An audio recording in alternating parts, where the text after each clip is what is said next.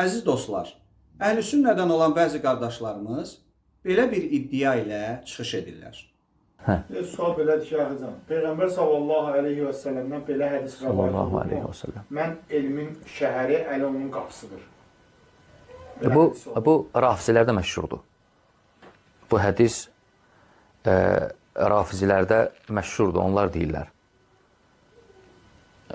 Güya Peyğəmbər sallallahu aleyhi və səlləm deyib ki, Ənə Mədinətul ilm və Aliyyun bəbuhə. Mən elmin şəhəriyəm, Əli də onun qapısıdır. Və mən ərədəl ilmə fəliyəti bi bəbihi. Kim elm istəsə, onun qapısından gəlsin. Yəni, Əlidən gəlsin. Bu, rafizilərdə məşhurdur bu. Bu hədisin yollarına baxanda görürsən ki, uydurmadır. İmam İbn Cəvzi rahiməhullah öz Əl-Mevduat kitabında, uydurmalar kitabında zikr edir bunu. Burada deyilənlərlə bağlı bir neçə məqama diqqət yetirək. Əhl-i Sünnədən olan qardaşımızın iddiasına iki prizmadan yanaşa bilərik. Birincisi budur ki, Rəşad qardaş yenə də izləyicilərini aldadaraq sözü gedən hədisin güya rafizlərin uydurması olduğu təəssüratını yaradır. Güya bu hədisi elə şiələr deyir. Sünni hədisçilər isə onu uydurma hesab edir. Bu hədis rafizilərdə məşhurdur, onlar deyirlər. Güya Peyğəmbər sallallahu aleyhi və səlləm deyib ki, Ənə Mədinətul ilm və Aliyyun bəbuhə.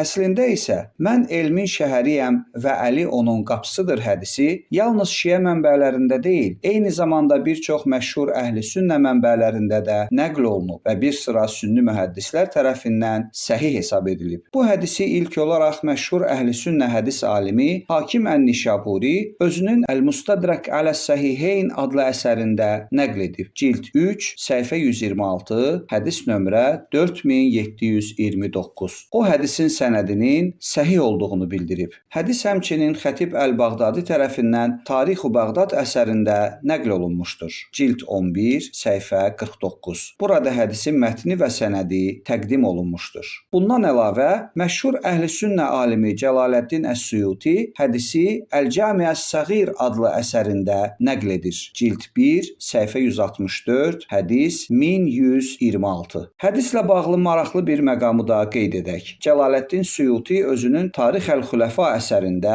səhifə 152 bu hədisin Tirmizi tərəfindən də nəql edildiyini bildirir. Bir sıra digər əhl-i sünnə mühəddisləri də öz kitablarında sözü gedən hədisi Tirmizidən rəvayət etmişlər. Amma günümüzdə Tirmizinin sünəninin mövcud nüsxələrində bu hədisə rast gəlinmir. Buna bənzər mən hikmət yurduyam və Əli onun qapısıdır hədisi nəql edilir və onun da zəif olduğu bildirilir. Hər halda mən elmin şəhəriyəm və Əli onun qapısıdır hədisi təkcə şiə rəvayəti deyil, əhl-i sünnə hədis mənbələrində də geniş yayılmış və erkən dövrlərdən bəri tanınmışdır. Bəzi əhl-i sünnə mühəddislər onu zəif saymışlarsa da, onun güya şiələr tərəfindən uydurulduğu fikri ortadakı tarixi faktlar baxımından tamamilə əsassızdır. Ən azı Hakim Ən-Nişaburi kimi əhl-i sünnə alimi onu nəql etmiş və isnadını səhih saymışdır. Bu baxımdan ədalət naminə Rəşad qardaş deyə bilərdi ki, əhl-i sünnə hədis alimi Hakim Ən-Nişaburi bu hədisi səhih, İbn Cəvzi isə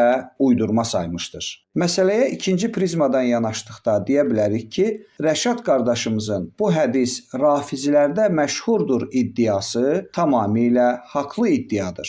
Bu hədis rafizilərdə məşhurdur, onlar deyirlər.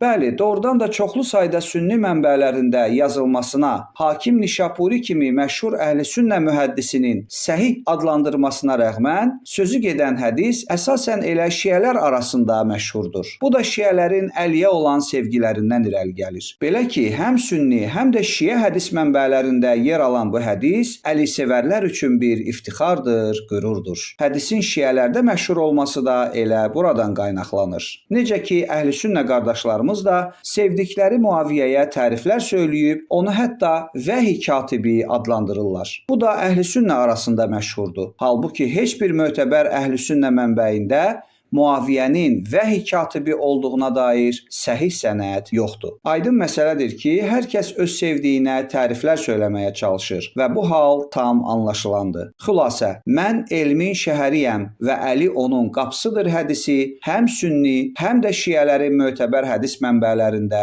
nəql edilib. Amma şiələrin Əliyə olan sevgiləri bu hədisin şiələr arasında geniş şöhrət tapmasına səbəb olub.